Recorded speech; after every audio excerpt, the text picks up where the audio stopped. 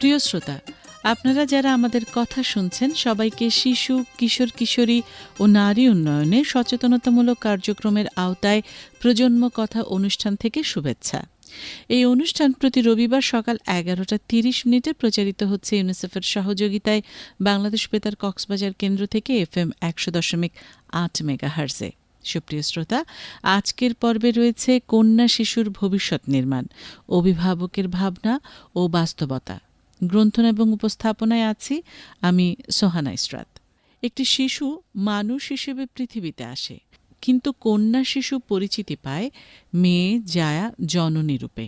তাদের নিরাপদে বেঁচে থাকা এবং বিকাশের জন্য যে জ্ঞান, শিক্ষা, স্বাস্থ্যসেবা, পুষ্টি, মানসিক সহায়তা দরকার তা নিয়ে মা বাবা বা অভিভাবকের সমসাময়িক ভাবনা এবং করণীয় নিয়ে তাদেরকে যুক্ত করে মতামত বিনিময় করতে আজকে আমাদের স্টুডিওতে উপস্থিত আছেন বিশেষজ্ঞ অতিথি উম্মে সুরাইয়া জামিন, উপজেলা মহিলা বিষয়ক কর্মকর্তা, রামু, কক্সবাজার। প্রিয় শ্রোতা, অনুষ্ঠানটি রেডিওতে এবং মোবাইল ফোনে শুনতে টিউন করুন বাংলাদেশ বেতার কক্সবাজার FM 100.8 মেগাহার্জে। আপনার স্মার্টফোনের গুগল প্লে স্টোর থেকে বাংলাদেশ বেতার অ্যাপ ডাউনলোড করে অনলাইনেই শুনতে পারবেন বাংলাদেশ বেতার কক্সবাজার কেন্দ্রের অনুষ্ঠান। এছাড়া ফেসবুক পেজ এবং ইউটিউব থেকেও এই অনুষ্ঠান শুনতে পারবেন।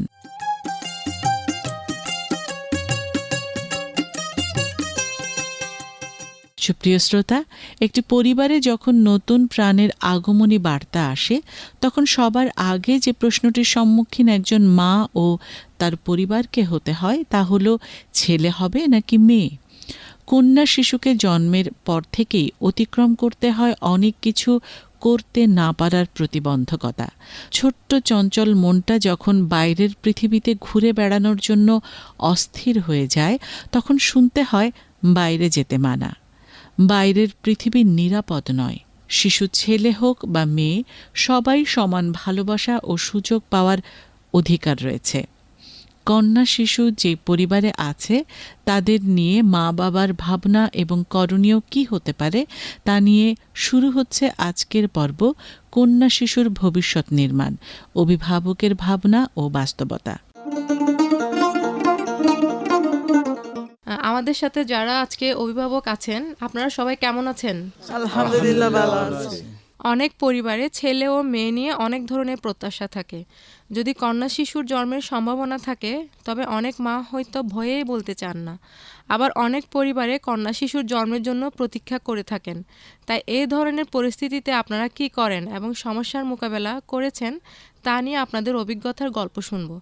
যেমন আপনার পরিবারে ছেলে শিশু আসবে নাকি মেয়ে শিশু তা জানার জন্য আপনারা কি কি করেছেন। কন্যা শিশু জন্মের পর আপনাদের পারিবারিক পরিবেশ কেমন ছিল? মেয়ে শিশু জন্মের জন্য কোনো সমস্যা মনে হয়েছে কিনা, কিভাবে তা অতিক্রম করেছেন। শুরুতে আমরা একজন মায়ের অভিজ্ঞতার গল্প শুনব। এখন বৈজ্ঞানিক যুগ, আল্ট্রাসোনোগ্রাফির মাধ্যমে জানতে পারি ছেলে হবে নাকি মেয়ে হবে। এটা জানার জন্য আমরা হাসপাতালে গিয়ে আল্ট্রাসোনোগ্রাফিটা করে নিতে পারি। ওটার পরে আমরা জানতে পারি ছেলে হবে নাকি মেয়ে হবে। যখন শুনতে পাই একটা মেয়ে হবে তখন পারিবারিকভাবে অনেক সমস্যার সম্মুখীন হতে হয় একটা মেয়েকে। কারণ সবাই চায় পুত্র সন্তান, শ্বশুর বাড়ির লোকজন অথবা মায়ের বাড়ির লোকজন সবাই চায় একটা ছেলে শিশুই হোক। কন্যা সন্তান জন্মগ্রহণ করার পরে পারিবারিক দিক দিয়ে অনেক সমস্যার সম্মুখীন হতে হয়েছে আমাকে। পরিবেশ এবং আশেপাশের লোকজন সবাই আমাকে নিয়ে অনেক মজা করেছে। সবাই বলতো মেয়ে মানে একটা পরিবারের বোঝা, ছেলে মানে একটা ঘরের আলো। সবাই ওভাবেই ছেলেদেরকে বেশি প্রাধান্য দিত, মেয়েদেরকে তেমন প্রাধান্য দেওয়া হতো না। তারপরেও আমি সবগুলো সহ্য করে এই পর্যন্ত এসে পৌঁছেছি। এবার আমরা একজন বাবার অভিজ্ঞতার গল্প শুনব। আমার স্ত্রী যখন গর্ভবতী হয় তখন আমি কোনোদিন জানতেও চাইনি যে আমার কি ছেলে হবে নাকি কন্যা হবে। এটা জানলে তার একটা প্রভাব ফেলতে পারে, মায়ের প্রভাব ফেলতে পারে, আমার আত্মীয় স্বজনের প্রভাব ফেলতে পারে কি কন্যা হবে নাকি ছেলে হবে। কারণ আমার শাশুড়ির শুধু 2টা মেয়ে ছিল, উনি আকাঙ্ক্ষা করতো একটা ছেলে হোক। আবার ওনার শ্বশুরবাড়িতেও 7টা কন্যা ছিল, ওনারা একটু মন খারাপ করতো।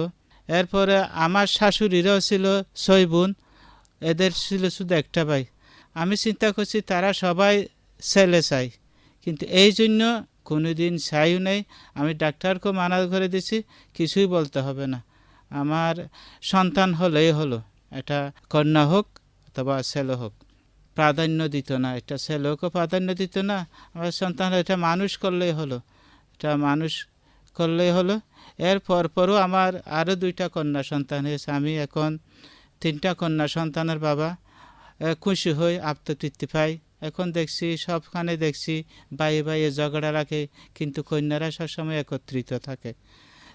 ধন্যবাদ আপনাকে এত সুন্দর করে আপনার অভিজ্ঞতার গল্প বলার জন্য। এখন আমরা শুনবো আপনার যে 3টা কন্যা সন্তান হয়েছে, আপনার স্ত্রী কি কোনো সমস্যার সম্মুখীন হয়েছে কিনা এটা একটু আমরা জানতে চাই। আমার স্ত্রীর এইরকম কোনো সমস্যা হয় না। আমি সব সময় অভয় দিতাম।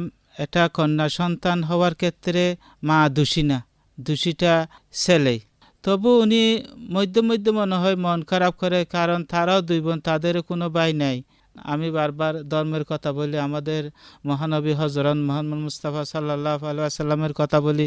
আমাদের মহানবী হজরত মুহাম্মদ সাল্লাল্লাহু আলাইহি ওয়াসাল্লাম বলেছেন, যার 3টা কন্যা সন্তান আছে, তাদের সুশিক্ষিত করে মানুষ করতে পারে, সে অবশ্যই জান্নাতি এবং জান্নাত পাবে। এটা বলে সে খুশি হয়ে যায়, তখন এগুলি আর বলে না। এতক্ষণ আমরা আমাদের একজন মা এবং একজন বাবার অভিজ্ঞতার গল্প শুনলাম।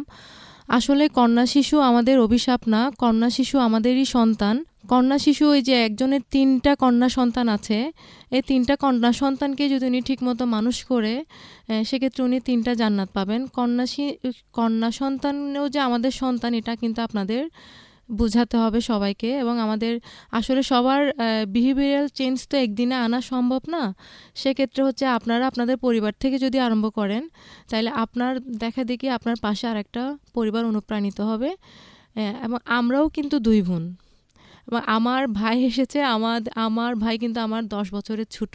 তো আমরাও শুনতাম যে এরকম 2 বোন ভাই নেই, কিন্তু আমার মা ছিল অনেক স্ট্রং, এবং আমার বাবাও আমার মাকে অনেক সহযোগিতা করতো।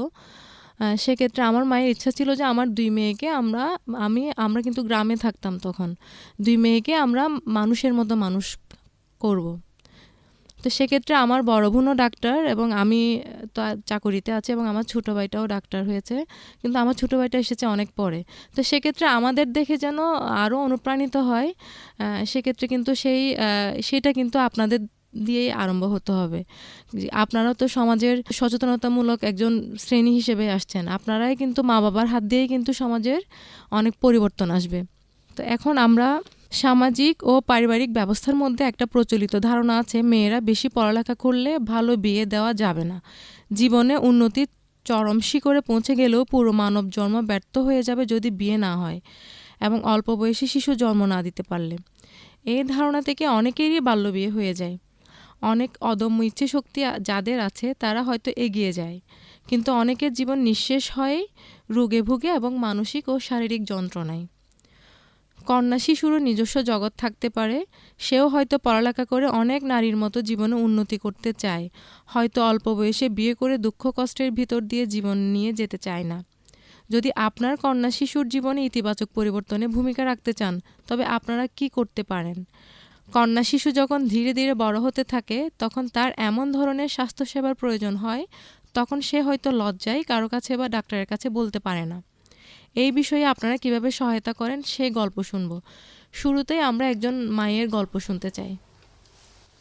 আমি যখন ডিগ্রি 2nd ইয়ারে পড়ি, তখন আমার বিয়ে হয়ে যায়। তখন আমাদের সমাজের বিভিন্ন জন বলতো, এত পড়ালেখা করে কি করবে, এত বয়স হয়ে যাচ্ছে, বিয়ে দিচ্ছে না, আমাদের ছোট ছোট মেয়েদেরকে বিয়ে দিয়ে দিচ্ছি, বাচ্চা কাচ্চা হয়ে যাচ্ছে, ওরা কী করবে। কিন্তু আমার পরিবারের লোকেরা কেউ কিন্তু তা শুনতো না। ওরা মনে করতো যে মেয়েরা পড়ালেখা করলে ভালো, একজন মা যদি শিক্ষিত হয়, একজন জাতি শিক্ষিত হবে, একজন মাই পারে সব কিছু করতে। সেই চিন্তা ভাবনা থেকে আমার বাবা, আমার চাচা, আমরা কিন্তু যৌথ ফ্যামিলিতে ছিলাম। আমার চাচা ছিল 3 জন, আমার বাবা সহ 4 জন। তবে সবাই কিন্তু আমাকে খুব উৎসাহ দিত। আমাদের গ্রামের স্কুলে যখন মানে আমি যখন সায়েন্স নিয়েছি ক্লাস 9-এ, তখন ভালো টিচার না থাকায় আমাকে ওই কোটাখালী কিশোরগঞ্জ আদর্শ শিক্ষা নিকেতনে দিয়ে দিছিল। বলতেছো যে ওরা মানে গ্রামের লোকেরা যাই বলুক না কেন, আমাদের মেয়েদেরকে আমরা উচ্চশিক্ষিত করব, পড়ালেখা করাবো। সেই সুবাদে আমি পড়তে তো পারছি। আমি বিয়ে হওয়ার পরে ডিগ্রি পাস করছি। বিয়ে হওয়ার পরে কিন্তু আমার শ্বশুর বাড়িতে সবাই সাপোর্ট করছিল, আমার পড়ালেখার ব্যাপারে কেউ বাধা দেয়নি, সবার থেকে সাপোর্ট পাইছি।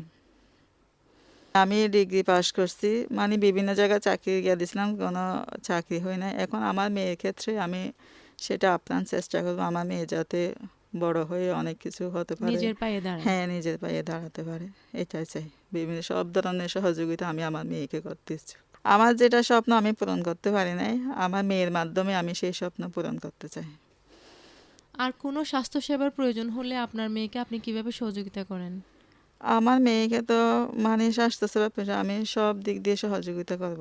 মানে ওরা যা বুঝে না ওটা বুঝাবো, আমি বুঝে নেব আর কি। ওরা তো মানে বিভিন্ন কিছু তো লজ্জা পায় মেয়েরা, লজ্জায় বলতে চায় হ্যাঁ না। বলতে চায়। সেটা আমাকে বুঝে নিতে হবে, বিভিন্ন সব কিছুতে সহযোগিতা করব। মেয়ের সাথে বন্ধুত্বসুলভ আচরণ করতে হবে, বা মেয়েকে ধীরে ধীরে মানে আমার মেয়ের সাথে আমি বন্ধুর মতো আচরণ করবো। ও যাতে আমাকে লজ্জা না পায়, ভয় না পায় কোনো কিছু বলতে, সেটা আমি ওকে বলবো। মানে কোনো কিছু হলে, কোনো সমস্যা হলে শুধু আমাকে বলবে, এরকম করে ওকে বোঝাবো আমার মতো করে আমি। ও যাতে লজ্জা না পায়, ভয় না পায়, কোনো জড়তা না থাকে কোনো কিছু বলতে আমাকে, সে ব্যাপারে আমি ওকে উৎসাহিত করবো। ধন্যবাদ আপনাকে। আমরা এখন একজন বাবার গল্প শুনবো। আমার 6টা মেয়ে। আমার প্রথম কন্যা সন্তান হওয়ার পর আমার আম্মু আমাকে বলছে যে, আব্বু তুমি চেহারা অন্ধকার করিও না, একদিন মানুষ হবে। 6টা মেয়ে যখন হয়েছে, আমি আল্লাহর রহমত আমি কোনোদিন আল্লাহর কাছে নারাজ হইনি। আমি এখন বর্তমান স্যারের ছাত্র, আমার সব মেয়েরা। আমি আল্লাহর রহমতে 3টা মেয়ে আইএ পাস করাইছি, একটা মেয়ে অনার্সে ভর্তি হয়েছে এখন। তো আল্লাহর রহমতে আমি কোনোদিন চেহারা অন্ধকার করি নাই। পার্শ্ববর্তী পাড়ার লোকেরা যা কিছু বলুক না কেন, এটা আমার কানে নিয়ে নেই, আমার ওয়াইফও কানে নিয়ে নেই। একদিন আমি বলছিলাম, ছেলে সন্তান না থাকলেও মেয়ে দিয়ে তুমি ভবিষ্যতে মানুষ হতে পারবা। তোমার মেয়েরা যারা সৎ ছেলে পাবে তারাই তোমার ছেলে হবে। ছেলে সন্তান নিয়ে তুমি কোনোদিন অসন্তুষ্ট হইও না, আমি এটা বলছি। আপনার 6টা মেয়ের মধ্যে 3টাই হচ্ছে আইএ পাস, আইএ পাস, আরেকটা হচ্ছে অনার্সে পড়ে। হ্যাঁ অনার্সে পড়ে। আর বাকিগুলা কি ছোট? বাকিগুলা 2টা স্যারের কাছে আছে, একটা বিয়ে হয়েছে। একটা বিয়ে হয়েছে। জি জি। আপনার মেয়েদেরকে তো আপনি বাল্য বিয়ে তো দিবেন না? না, ইনশাল্লাহ আমি আমার প্রাপ্ত চেষ্টা করব আমার মেয়েরা ভবিষ্যতে এদের পায়ে দাঁড়াতে পারে, আত্মনির্ভরশীল করার চেষ্টা করবেন। না, আমি আমার মেয়েদেরকেও বলছি যে তোমাদের কিছু লাগবে না, আমি মারা গেলেও তোমাদের যে বিদ্যা আছে এই বিদ্যা দিয়ে ভবিষ্যৎবাণী করতে পারবে। এটাই ওদের সম্পদ, এটাই আমি শক্তি। আমার মেয়েদেরকে অনুরোধ দিই সবসময়, আমি এটাই ইয়া দিই, সান্ত্বনামূলকভাবে এটাই দিই। এদেরকে একসাথে বসাই, এক টেবিলে বসাই, আমি বলি দে আম্মু তোমরা বাল্য বিবাহের কোনো চিন্তা নিও না, এটা আমার বিবেকও প্রশ্ন করবে, তোমরা তোমাদের পায়ে দাঁড়াও আমি থাকা অবস্থায়। একজন বাবা হিসেবে আপনি আপনার মেয়েদের স্বাস্থ্যসেবায় কি ধরনের সহযোগিতা করেন? আমি আমার মেয়েদের স্বাস্থ্য সেবার জন্য, মেয়েরা আমাকে একটু লজ্জায় হয়তো বইয়ে বলতে না পারলেও এরা এদের আমার সাথে কথাটা শেয়ার করে। আমি আম্মু আমাকে বলে ওদের কি প্রয়োজন হবে না, ভালো খারাপ। মেয়েরা তো একটু বাপের কাছে একটু লজ্জা পাই যে কোনো কিছু বলতে। আচ্ছা। তারপর ওনাদের স্বাস্থ্যের বিষয় নিয়ে আমার একটু লক্ষ্য থাকে, আমার মেয়ে কোনটা কীরকম এটা একটু লক্ষ্য রাখি। ধন্যবাদ আপনাকে। আসলে আমি আপনাদেরকে একটা মানে অনুরোধ জানাবো, এখানে তো আমরা সবাই কন্যার সন্তানের মা বাবা। জি জি। হ্যাঁ, সেক্ষেত্রে বাল্যবিয়ের জন্য আমরা না দিই, কারণ বাল্যবিয়ে অনেকে ভাবে যে একটা কন্যা সন্তানকে বিয়ে দিয়ে দিলাম দায়িত্ব শেষ, কিন্তু অনেকে কিন্তু এটা মাথায় রাখে না যে একটা মুখ নিয়ে তো সে যায় কিন্তু ফিরে আসে 2টা মুখ নিয়ে। তো এই জন্যই মা বাবার ভূমিকা খুবই গুরুত্বপূর্ণ। এই জন্যই নেপোলিয়ন বলেছিলেন, আমাকে একটা শিক্ষিত মা দাও, আমি একটা শিক্ষিত জাতি দিব। একজন মায়ের অদম্য ইচ্ছাই কিন্তু একটা মেয়ে অনেক দূর এগিয়ে যেতে পারে, পাশে যদি বাবা থাকে। আমাদের সবার ঘরেই যেহেতু কন্যা সন্তান আছে, কন্যা সন্তানের স্বাস্থ্যসেবার দিকে আমাদের নজর দিতে হবে। আজকের কন্যা সন্তানই কিন্তু আগামী দিনের মা। এই কন্যা সন্তানের স্বাস্থ্যসেবার দিকে আমাদের বিশেষ নজর দিতে হবে। তাদেরকে অবশ্যই পুষ্টিকর খাবার দিতে হবে এবং তাদের যে বয়ঃসন্ধিকালে যে একটা পরিবর্তন আসে, এই পরিবর্তনটা একজন কন্যা সন্তানের আসে না, একটা পুত্র সন্তানের কিন্তু পরিবর্তনটা আসে। সেদিকটা আপনাদের বিশেষ খেয়াল রাখতে হবে। আপনাদের সাথে কন্যা সন্তান হোক, আপনার পুত্র সন্তান হোক, সবার সাথে যেন একটা বন্ধুত্বপূর্ণ সম্পর্ক থাকে, সেদিকটা আপনারা একটু খেয়াল রাখবেন। তারা যেন লজ্জাবোধ না করে, সংকোচবোধ না করে, নির্দ্বিধায় যেন আপনাদের সাথে সব কিছু শেয়ার করতে পারে, সেদিকটায় আপনারা একটু খেয়াল রাখবেন। বর্তমানে বিভিন্ন রেডিও, টিভি ও পত্রিকায় মেয়েদের কাজের ক্ষেত্র বা পরিচিতি লাভের সুযোগ হচ্ছে। অনেকে নাটক করছেন, সাংবাদিক হিসেবে কাজ করছেন, আবার অনেকেই বিভিন্ন দেশ বিদেশ ঘুরে বেড়াচ্ছেন। যদি আপনাদের মেয়ে শিশু বিভিন্ন রেডিও, টিভি বা পত্রিকায় কাজ করতে চায়, তবে তা আপনি সমর্থন করবেন? আপনাদের এলাকায় কেউ এ ধরনের কাজে যুক্ত আছে কিনা তা নিয়ে আপনাদের অভিজ্ঞতার গল্প শুনবো। আমরা একজন বাবার অভিজ্ঞতার গল্প শুনবো। বর্তমান কারিকুলাম কিন্তু একজন সৃষ্টিশীল মানুষ হতে পারে। কারিকুলামে অ্যাক্টিভিটিসে যেন সে দক্ষতা অর্জন করতে পারে। এখানে একটা পেশার গুরুত্ব বেশি দিয়েছে। একটা সেবা অথবা কৃষি অথবা বিভিন্ন গণমাধ্যমে কর্মী। এখন তো বর্তমান স্মার্ট বাংলাদেশ হবে, 2041 সালের ভিতরে আমাদের বিভিন্ন কর্মক্ষেত্রে চলে যাবে আমাদের দেশ থেকে। এটা একজন শিশু, একজন কন্যা যদি আমি অনেক টিভিতেও দেখছি, অনেক মেয়েরা কিন্তু এখন অনেক দূর এগিয়ে যাচ্ছে। অনেক টিভিতে এখন যারা সংবাদ পাঠিকা বেশিরভাগ নারী। বাংলাদেশে অনেক মিডিয়া আছে, প্রিন্টিং আছে, ইলেকট্রনিক্স আছে, রেডিও আছে, অনেক মিডিয়াতে এখন বেশিরভাগ নারীরাই কাজ করছে। তা আমাদের কন্যারা, আমাদের নারীরা যেন এটাই স্বাচ্ছন্দ্য বোধ করে। আমিও বিভিন্ন তাদেরকে কক্সবাজার রেডিওতে বিভিন্ন অনুষ্ঠান, আমাদের স্কুলের বিভিন্ন কারিকুলাম অ্যাক্টিভিটিসে আমি মেয়েদেরকে অংশগ্রহণ করাই এবং অংশগ্রহণ করতে দিই, যেন সে যেখানে সে স্বাচ্ছন্দ্য বোধ করে সেই কাজটা আমি করতে দিই। আমি কোনো ছাপাছাপি করি না, মাকেও বলে দিই যেন সে নিজেই বিকশিত হোক। ধন্যবাদ আপনাকে। এখন আমরা একজন মায়ের অভিজ্ঞতার গল্প শুনবো। আমার মেয়ের নাম মুস্তাহিনা তাজিন চোবা। আমার মেয়ে বর্তমানে শেখ হাসিনা জওয়ানি নালা বালিকা উচ্চ বিদ্যালয়ে 7ম শ্রেণীর একজন ছাত্রী। আমার মেয়ে এখন বেতার শ্রোতা ক্লাবের সদস্য একজন। আমার মেয়ে মানে সব সময় এরকম সব কিছুতে মানে খুব উৎসাহ বোধ করে কোনো কিছু বলতে, ইয়ে করতে। স্কুলে যখন বিভিন্ন অনুষ্ঠান হয়, তখন এই তো গতবার স্কুলের অনুষ্ঠানে আমার মেয়ে 3টা ইভেন্টে অংশগ্রহণ করে, 3টাতে কিন্তু ফার্স্ট। ক্যারাত প্রতিযোগিতা, কবিতা আবৃত্তি, বক্তৃতা, 3টাতে। এই গত শিক্ষা সপ্তাহ 2023 সালে উপজেলায় ফার্স্ট হয়েছিল কবিতায়, বক্তৃতায়। আবার জেলাতে কিন্তু ফার্স্ট হয়েছিল কবিতায়, বক্তৃতায়। তারপরে আমার চোখে বঙ্গবন্ধু নিয়ে 1 মিনিটের বক্তব্য কিন্তু ফার্স্ট হয়েছিল উপজেলাতে, জেলাতে কিন্তু থার্ড হয়েছিল। আমার মেয়ে কিন্তু খুব উৎসাহ সব কিছুতে, মানে আমি যেরকম ওকে উৎসাহ দিই, তার চেয়ে দ্বিগুণ ওর নিজের মধ্যে আগ্রহ, কোনো কিছু করতে, বলতে, সব কিছুতে। ও নিজের আগ্রহ দেখে আমার থেকে আরও মানে উৎসাহ দেওয়ার বোধ আরও বেড়ে যায়। তো আমার মেয়েকে নিয়ে আমার অনেক স্বপ্নও আছে, যাতে ভবিষ্যতে সেই স্বপ্ন পূরণ করতে পারে। এই জন্য আমি খুব সব কিছুতে ওকে সাপোর্ট করি। আচ্ছা, আপনার মেয়ে যেহেতু বেতার শ্রোতা ক্লাবের সদস্য, সে কি কখনো রেডিওতে আসছে কিনা কোনো প্রোগ্রামে? তার আগ্রহ কেমন এই ব্যাপারে? আগ্রহ খুব আছে, এই তো এখন সদস্য হয়েছে, তো আজকে প্রথম আসছে বেতারে অংশগ্রহণ করার জন্য। ভবিষ্যতে যাতে আরও অনেক এরকম অনুষ্ঠানে অংশগ্রহণ করতে পারে, সেই জন্য আমি খুব সহযোগিতা করব। ধন্যবাদ আপনাকে। আচ্ছা, এখন তো বাংলাদেশের অনেক উন্নয়ন হচ্ছে এবং নারীরা সর্বত্র এগিয়ে যাচ্ছে। কিছুদিন আগে যে মেট্রো রেল উদ্বোধন হলো, আমরা দেখলাম না মেট্রো রেলের প্রথম চালক কি নারী।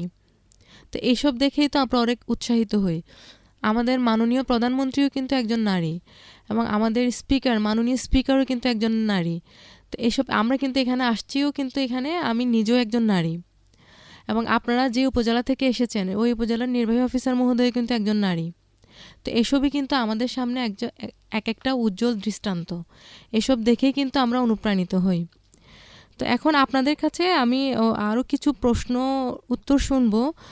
আপনারা আপনাদের কন্যা সন্তানকে উচ্চশিক্ষার জন্য কিভাবে সহায়তা করবেন? শুরুতেই একজন মা যদি আপনার গল্প বলেন। আমি চাই আমার একটা মেয়ে, আমি চাই মেয়েকে ভালো করে লেখাপড়া করাই, উচ্চশিক্ষিতায় করতে চাই। উচ্চশিক্ষার জন্য তো এখন আমাদের সরকার কিন্তু কন্যা সন্তানের উচ্চশিক্ষার জন্য কিন্তু এখন শিক্ষা ব্যবস্থা অবৈতনিক ডিগ্রি পর্যন্ত, এটা তো আপনারা সবাই জানেন। তো সেক্ষেত্রে উচ্চশিক্ষায় শিক্ষিত করে আপনাদের মানে কীরকম প্ল্যানিং আছে যে উচ্চশিক্ষায় শিক্ষিত হবে আমার মেয়ে, এরপরে কি করবে, এরকম কোনো চিন্তাধারা নাই আপনাদের? আমার মেয়েকে লেখাপড়া করাই আমি মানুষের মতো মানুষ করতে চাই, নিজের পায়ে যেন দাঁড়াতে পারে, আত্মনির্ভরশীল হতে পারে, হ্যাঁ, পরনির্ভরশীল হয়ে যেন না থাকে। উচ্চশিক্ষার জন্য আপনার মেয়েকে আপনি কিভাবে সহযোগিতা করবেন? আপনার পরিকল্পনা কি? আমার মেয়েকে আমি উচ্চশিক্ষিত করার জন্য খুব উৎসাহ দিই। মানে তুমি শিক্ষিত হয়ে, ও আমার মেয়ে চায় একজন শিক্ষক মানে অথবা শিক্ষিকা হতে। আমি বলি তুমি পড়ো, ভালো করে লেখাপড়া করো, তোমার নিজের পায়ে তুমি দাঁড়াও, এরকম বলি আর কি। স্বাস্থ্যসেবা পেতে আপনারা কিভাবে সাহায্য করেন আপনার কন্যা সন্তানকে? আমি বলি, আমাকে বলতে বলি আর কি। ওকে অসুস্থ হলে ওকে ডাক্তারের কাছে নিয়ে যান কিনা? ডাক্তারের কাছে নিয়ে যাওয়ার মতো, অসুস্থ হলে নিয়ে যায়, আর না মতো আমি ঘরের পারিবারিক দিয়ে কিছু মানে স্বাস্থ্য ইয়া করি আর কি, ওকে বুঝাই। ওর বয়সন্ধিকালে আপনারা কিভাবে ওকে সাহায্য করেছেন? আমাকে বলতে বলি, আমি তোমার মানে বান্ধবীর মতো, তুমি কিছুতে লজ্জা পেও না, কিছু কারো কাছে বলতে হবে না, আমাকে বলিও সব সময়, কিছু প্রয়োজন হলে আমাকে এরকম বলি আর কি। আসলে আমাদের কন্যা সন্তানকে আমাদের কখনোই অবহেলা করতে হবে না। আজকে কিন্তু সে আপনার কন্যা সন্তান, ভবিষ্যতে কিন্তু সে ভবিষ্যতের মা। তো সেক্ষেত্রে কন্যা সন্তানের স্বাস্থ্যসেবার দিকে খুবই নজর দিতে হবে। পুষ্টিকর খাবার খাওয়াতে কিন্তু আমাদের অনেক টাকা পয়সা খরচ করতে হয় না, ঘরের কাছেই কিন্তু অনেক পুষ্টিকর খাবার পাওয়া যায়। তো সেক্ষেত্রে আপনারা কন্যা সন্তানের স্বাস্থ্যসেবার দিকে বিশেষ নজর রাখবেন। রেডিও, টিভি বা পত্রিকায় কাজ করতে চাইলে আপনারা কিভাবে সহায়তা করবেন? এই তো এই প্রথম আসছে বেতারে, সামনেও আসতে চাইলে আমি ওদের সহযোগিতা করব। বিভিন্ন অনুষ্ঠানে যেতে আগ্রহ ওর, আমি নিজেও ওকে উৎসাহিত করি যাওয়ার জন্য। এখন কিন্তু অনেক আপনারা দেখবেন যে অনেক রেডিও, টিভিতে এবং অনেক সাংবাদিক আছে কিন্তু মহিলারাই কিন্তু অনেক মহিলা আছে। তো সেক্ষেত্রে আপনার মেয়েকে কি এসব জায়গায় আপনি দেখতে চান কিনা? হ্যাঁ, দেখতে চাই। একজন বাবা, এখানে তো অনেক বাবারা আছেন, আপনারা কি আপনার কন্যা সন্তান যদি রেডিও, টিভি বা সাংবাদিক হিসেবে কাজ করতে চায়, সেক্ষেত্রে আপনারা সহযোগিতা করবেন? আমার থেকে দুইটা মাইয়া, প্রথম বিয়ে শাদি দিবে 7 তোলামাই বিয়ে দিবে লেগে শাশুর বাড়ি এখন রঙিন পারে, এখন আছে একটা মাইয়া এবারে বিয়ে ফাঁস করাই যেদূর করা পারে এদূর আমার সুবিধা করে যেদূর করে যেদূর। মানে একটা মেয়েকে অল্প বয়সে বিয়ে দিয়ে আপনি বুঝতে পেরেছেন, এরপরে মেয়েটাকে আপনি এত অল্প বয়সে বিয়ে দিবেন না, তাকে সহযোগিতা করবেন। আচ্ছা, এটাই যে আপনি বুঝতে পেরেছেন, এটাই আপনাকে অনেক ধন্যবাদ। আপনার পরের মেয়েটাকে ভালো করে পড়াশোনা করিয়ে আপনি তাকে উচ্চশিক্ষায় শিক্ষিত করে আত্মনির্ভরশীল সুবিধা। আমাদের আজকের কন্যা শিশু কিন্তু আগামী দিনের নারী, তাই প্রতিটি কন্যা শিশুর অধিকার ও নিরাপত্তা নিশ্চিত করা আমাদের সবার কর্তব্য। বর্তমান সরকার কন্যা শিশুদের উন্নয়নে অত্যন্ত আন্তরিক এবং কন্যা শিশুদের কল্যাণে বিশেষ করে তাদের শিক্ষা, স্বাস্থ্য ও পুষ্টি নিশ্চিত করতে বিভিন্ন পদক্ষেপ নিয়েছে। বর্তমানে উচ্চ মাধ্যমিক পর্যন্ত মেয়েদের বিনা বেতনে অধ্যয়ন সহ শিক্ষা ও প্রবৃত্তি দেওয়া হচ্ছে। ফলে মেয়েদের শিক্ষার হার বেড়েছে, বাল্যবিয়ে ও যৌতুকের হার কমে এসেছে। লেখাপড়ার পাশাপাশি মেয়েরা খেলাধুলা ও সাংস্কৃতিক কর্মকাণ্ডে যুক্ত হয়ে ঈর্ষণীয় সফলতা দেখাচ্ছে। নারীর সার্বিক অগ্রযাত্রা নিশ্চিত করতে বাল্যবিয়ে, যৌতুক, ইভটিজিং প্রতিরোধ সহ সামাজিক ও পারিবারিক বৈষম্য, নির্যাতন থেকে কন্যা শিশুদের সুরক্ষিত রাখতে হবে। বাংলাদেশের মোট জনসংখ্যার 45% কিন্তু শিশু, এর মধ্যে কিন্তু অধিকাংশই কিন্তু কন্যা শিশু। তো এসব কন্যা শিশুর দিকে আমাদের সবচেয়ে বেশি নজর দিতে হবে। আমরা কিন্তু সবাই এখানে কন্যা শিশুর মা। তো কন্যা শিশুরা যেন অবহেলিত না থাকে, তাদের স্বাস্থ্য, শিক্ষা, পুষ্টি যেন নিশ্চিত করতে পারি আমরা, সেদিকে যেন আমরা খেয়াল রাখি এবং তাদের যথাযথ বিকাশে যেন আমরা সহযোগিতা করি, সেদিকে আমাদের অবশ্যই নজর দিতে হবে। কন্যা শিশুদের বেড়ে ওঠার জন্য কিন্তু আমাদের সবাইকে সর্বাত্মক সহযোগিতার হাত বাড়িয়ে দিতে হবে। সেক্ষেত্রে একজন মায়ের ভূমিকা যেমন গুরুত্বপূর্ণ, অবশ্যই বাবাদের আমাদেরকেও এগিয়ে আসতে হবে, কারণ একজন বাবার সহযোগিতা ছাড়া একজন মা কিন্তু কখনোই একা একা একটা কন্যা সন্তানকে কিন্তু বাবার সহযোগিতা ছাড়া বড় করতে পারবে না। এই যে আমি কিন্তু একজন ঢাকা ইউনিভার্সিটির স্টুডেন্ট, আমার মায়ের খুব ইচ্ছা ছিল আমি যেন ঢাকা ইউনিভার্সিটিতে পড়ি। তো আমার মাকে যদি আমার বাবা সহযোগিতা না করতো, সেক্ষেত্রে আমার মায়ের কি কখনো সম্ভব ছিল আমাকে একা নিয়ে যাওয়া? সেক্ষেত্রে অবশ্যই মা বাবার সহযোগিতা খুবই গুরুত্বপূর্ণ। আমরা এখানে আজকে আসলাম, কিছু কথা শুনলাম, চলে গেলাম, বাসায় গিয়ে এসব কথাগুলো ভুলে গেলাম, এটা কিন্তু হবে না। আপনারা কিন্তু আজকে এখানে এসে একটা আশার আলো নিয়ে যাবেন। হ্যাঁ, সেই আলোটা কিন্তু আপনারা আপনাদের নিজেদের ঘরে গিয়ে জ্বালিয়ে দিবেন। আপনাদের কন্যা সন্তানের ভবিষ্যৎ উজ্জ্বল করতে গেলে আপনাদের সে আলোটা অবশ্যই জ্বালিয়ে দিতে হবে। প্রতিটা দিনই যেন কন্যা সন্তানের হয়, প্রতিটা দিনই যেন কন্যা সন্তানের জন্য নিরাপদময় হয়, এই আশাবাদ ব্যক্ত করছি। আমি আপনাদের থেকে বিদায় নিচ্ছি। ধন্যবাদ। আজকে আমাদের এই অনুষ্ঠানে আপনারা এসেছেন এবং আপনাদের সুচিন্তিত মতামত, বাস্তব অভিজ্ঞতা আমাদের সাথে শেয়ার করেছেন এবং পরবর্তী প্রজন্মকে অনুপ্রাণিত করেছেন সামনে এগিয়ে চলবার জন্য।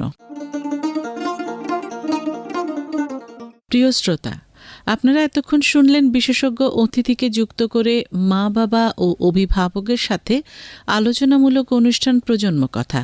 এই অনুষ্ঠানটি প্রচারিত হচ্ছে ইউনিসেফের সহযোগিতায় বাংলাদেশ বেতার কক্সবাজার কেন্দ্র থেকে 100.8 মেগাহার্টজে। বাংলাদেশ বেতার কক্সবাজার কেন্দ্র ফেসবুক পেজে অনুষ্ঠান সম্পর্কে সুনির্দিষ্ট মতামত জানাতে পারবেন। কিশোর কিশোরী শ্রোতা ক্লাবের সদস্যরাও সরাসরি অনুষ্ঠান সম্পর্কে তাদের মতামত জানাতে পারবেন। প্রিয় শ্রোতা, আজকের মতো এখানেই বিদায় নিচ্ছি। যারা অনুষ্ঠানটি শুনেছেন, যুক্ত ছিলেন, তাদের প্রত্যেককে জানাই আন্তরিক ধন্যবাদ। সকলের সুস্থতা কামনা করে শেষ করছি আজকের পর্ব কন্যা শিশুর ভবিষ্যৎ নির্মাণ, অভিভাবকের ভাবনা ও বাস্তবতা। মা বাবা বা অভিভাবক সবাইকেই আরও যত্নশীল হতে হবে। প্রত্যেক শিশুরই সুস্থ ও সুন্দর পৃথিবীতে বেঁচে থাকার অধিকার রয়েছে। পরবর্তী অনুষ্ঠান নতুন কোনো বিষয় প্রতি রবিবার সকাল 11:30 শোনার আমন্ত্রণ রইল।